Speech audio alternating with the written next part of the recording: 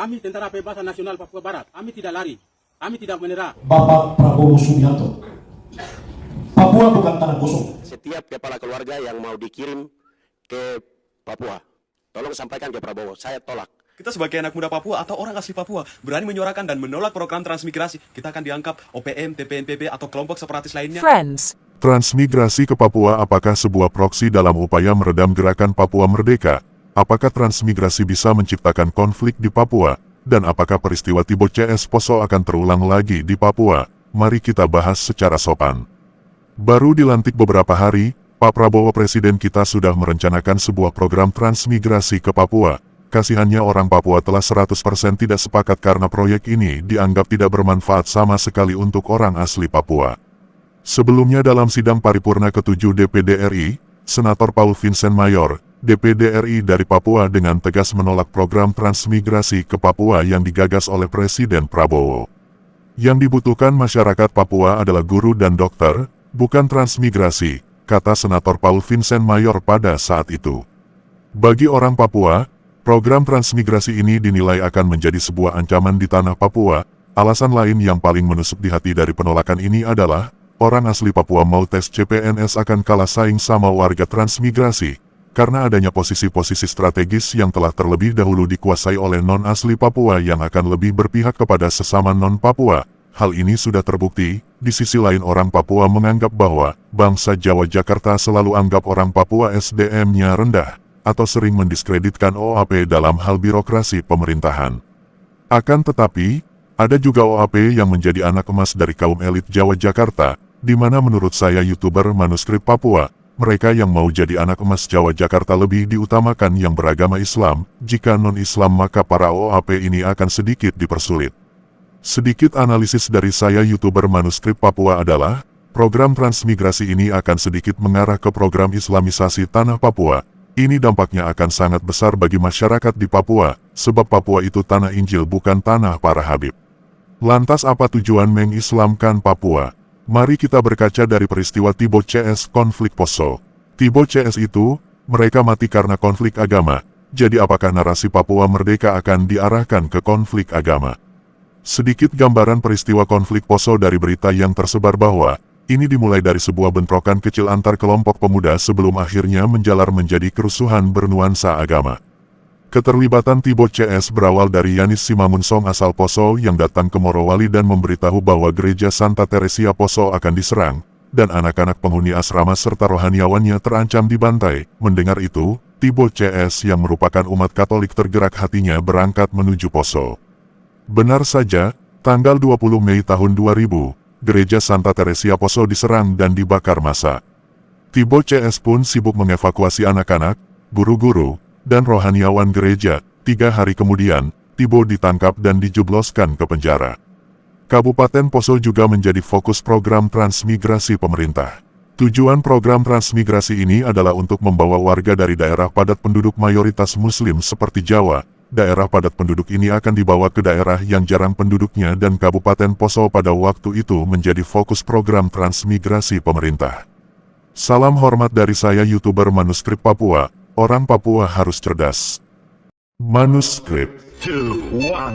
Baru dilantik beberapa hari, Pak Prabowo Presiden kita sudah mencanangkan sebuah program yaitu transmigrasi ke Pulau Papua. Apakah program ini bermanfaat untuk kita orang Papua? Ya, saya 100% tidak sepakat bahwa ini tidak ada manfaatnya untuk kita orang asli Papua. Di mana program transmigrasi ini menjadi sebuah ancaman untuk kita etnis orang Papua. Kalau transmigrasi ini adalah pengusaha-pengusaha atau sebagai PNS dari Pulau Jawa yang mau pindahkan ke Pulau Papua, saya setuju. Tapi kalau warga miskin yang tidak ada apa-apa tiba-tiba dipindahkan ke Papua, apa yang akan mereka membawa untuk kita punya Pulau Papua? Yang ada menambah kemiskinan di Pulau Papua. Yang ada akan menjadi kesenjangan sosial antara orang asli Papua dan warga transmigrasi, di mana ini tidak ada manfaatnya untuk kita orang Papua, di mana peluang saat kita orang asli Papua mau tes CPNS akan kalah saing sama warga transmigrasi yang memiliki KTP domisili Papua.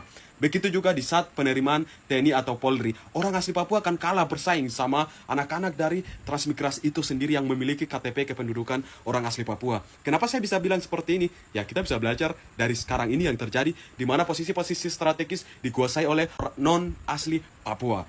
Karena ini terbukti bahwa kita orang Papua dianggap, diintimidasi, dibilang SDM rendah, dan tidak bisa dikasih kepercayaan sepenuhnya di atas kita punya tanah Papua itu sendiri. Jadi saya mau bilang, ini adalah sebuah ancaman. Ini besar untuk kita etnis orang Papua. Kamu harus sadari bahwa negara sedang berusaha menghilangkan kita punya etnis dengan cara-cara yang kita sebagai anak muda Papua atau orang asli Papua berani menyuarakan dan menolak program transmigrasi, kita akan dianggap OPM, TPNPB atau kelompok separatis lainnya yang berusaha memisahkan diri dari Negara Kesatuan Republik Indonesia. Padahal apa? Yang melakukan pertama adalah pemerintah itu sendiri yang sengaja cari cara terhadap kita orang asli Papua. Dan jangan heran pemerintah pusat, kalau kalian membuat program transmigrasi ke Pulau Papua, bersiaplah untuk menerima peti mayat lebih banyak di tahun ini dibanding tahun-tahun sebelumnya. Karena orang Papua akan menganggap bahwa program ini adalah sebuah ancaman untuk kita etnis orang Papua itu sendiri. Presiden Republik Indonesia, Bapak Prabowo Subianto. Papua bukan tanah kosong. Tetapi Papua butuh pendidikan, Papua butuh kesehatan, Papua butuh dokter, Papua butuh guru. Papua bukan butuh transmigrasi. Presiden Indonesia Prabowo Subianto berencana akan mengirimkan transmigrasi baru dari luar tanah Papua. Prabowo menegaskan niat ini setelah dilantik pada hari Minggu 20 Oktober 2024 di Jakarta. Program ini bukan baru. Sebenarnya ini era Presiden Soekarno, Soeharto dan lainnya pernah menerapkan. Ibarat Prabowo hanya nyanyikan lagu lama yang sudah usai di tanah Papua.